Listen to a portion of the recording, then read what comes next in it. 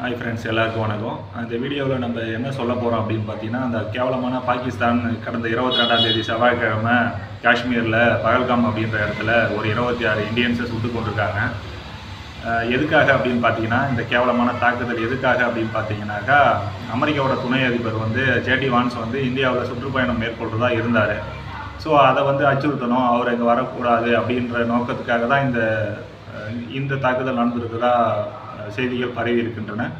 பொதுவாக பார்த்தீங்கன்னாக்கா, பாகிஸ்தான் இந்த மாதிரி கேவலமான வேலை செய்கிறதுல நம்பர் 1.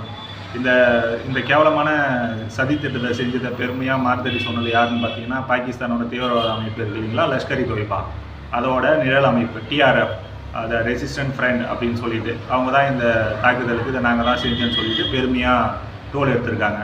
இது எவ்வளோ பெரிய கேவலமான வேலை தெரியுமா? உங்களுக்கு நிஜமாலுமே நெஞ்சில் உரம்னு ஒன்று இருந்துச்சுன்னா, உங்களுக்கு நிஜமாலுமே தில்லுன்னு ஒன்று இருந்துச்சுன்னா, கட்ஸ்னு ஒன்று இருந்துச்சுன்னா, நீங்கள் நேரடியாக இந்தியன் ஆர்மி கூட சண்டை போடுங்க.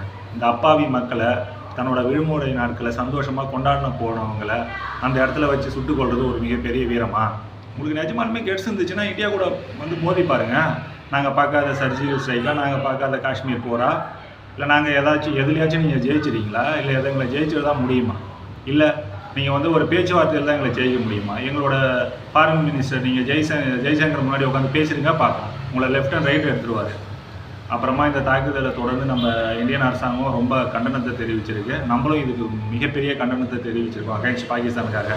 பாகிஸ்தான் தீவிரவாதிகளோட கூடாரம்னு சொல்லலாம், தீவிரவாதிகளோட கூடாரம் அப்படின்னு தான் நான் சொல்லுவேன். லஷ்கர் இ தொய்பா அப்படின்னு சொல்லிட்டு ஏகப்பட்ட அமைப்பு அவங்க வச்சுருக்காங்க. பாகிஸ்தான் கவர்மெண்ட் முக்கால்வாசி தீவிரவாத அமைப்பு கொடுக்குற ஃபண்டில் தான் இயங்குதுன்னே சொல்லலாம். அவ்வளோ ஒரு கேவலமான நாடு பாகிஸ்தான். நம்ம பாகிஸ்தான் மீது பொருளாதார தடை விதிக்கணும்னு சொல்கிறேன். இப்போ லாஸ்ட்டே, அதாவது நேற்று என்ன பண்ணியிருக்காங்க அப்படின்னா, இந்தியாவில் டெல்லியில் இருக்கிற பாகிஸ்தான் எம்பசி ரிட்டென்ஷன் பண்ணியிருக்காங்க. அதாவது பாகிஸ்தானில் இருக்கிற தூதர்கள் எல்லாருமே திரும்ப அவங்க நாட்டுக்கு போயிடுற மாதிரி சொல்லியிருக்காங்க. நம்ம அவங்களுக்கு கொடுத்த பாதுகாப்பு அது எல்லாத்தையுமே நம்ம ரிட்டென்ஷன் பண்ணிட்டோம். நம்ம போலீஸ்காரங்க எல்லாருமே எங்கேருந்து வெளில வர சொல்லிட்டாங்க. அதோடு இல்லாமல் பாகிஸ்தானில் இருக்கிற இந்தியன் எம்பர்ஜென்சி, அதாவது அதுலேருந்து நம்ம எல்லாரையும் வெளில வர சொல்லிட்டாங்க.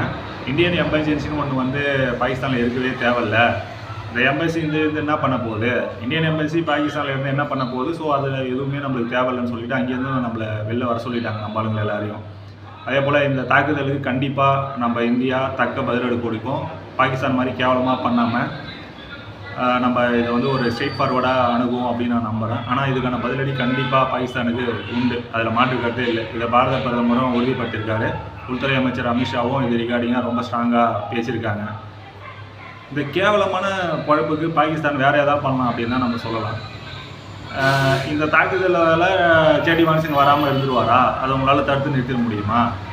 அதெல்லாம் உங்களால் முடியாது. எங்கேயாச்சும் பயந்து நின்றுக்கின்னு, எங்கேயோ ஒளிஞ்சு நின்றுக்கின்னு யாராச்சும் அப்பாவி மக்களை கொள்றதான் உங்களுக்கு ஒரு பெரிய குறிக்கோளாக இருக்குது.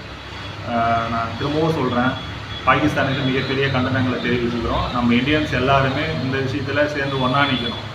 அதில் ரொம்ப குறிப்பாக சொல்லணும்னு பார்த்தோன்னா, ஒரு பெண்மணியோட கணவரை கொண்டுட்டு அவங்க சொன்னாங்களாம், அவங்க சொல்லியிருக்காங்க, எனக்கு கணவரை சுட்டுட்டீங்களா, என்னையும் கொண்டுருங்க அப்படின்னு. அதுக்கு அவர் சொல்கிறாராம், இதை போய் அவங்க மோடிக்கிட்ட சொல்லுங்கள் அப்படின்னு சொல்லிட்டு.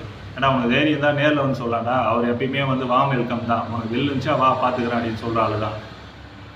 நாங்கள் தொடர்ந்து சொல்லிகிட்டு இருக்கோம், நாங்கள் தான் எங்களை எப்படியாச்சும் நீங்கள் நேரடியாக வெல்ல முடியாதுன்னு தெரிஞ்சுக்கிட்டு இந்த மாதிரி குறுக்கு வழியே நீங்கள் தேர்ந்தெடுக்கிறீங்க. சண்டைன்னு வந்துட்டால் சண்டையை கட்டிட்டு நடுவில் இருக்கிற ஆள் நாங்கள்.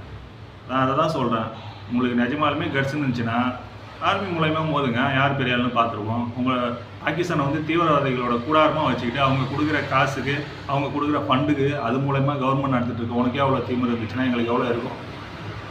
இந்த இந்த ஒரு மகா மட்டமான செயலுக்கு பாகிஸ்தான் தலைகுனிய வேணும் அப்படின்னு தான் நான் சொல்லுவேன். ஏற்கனவே நாங்கள் இந்தியன் டீம்ஸும் உங்களுக்கு விளையாட கூட அனுப்புறது கிடையாது.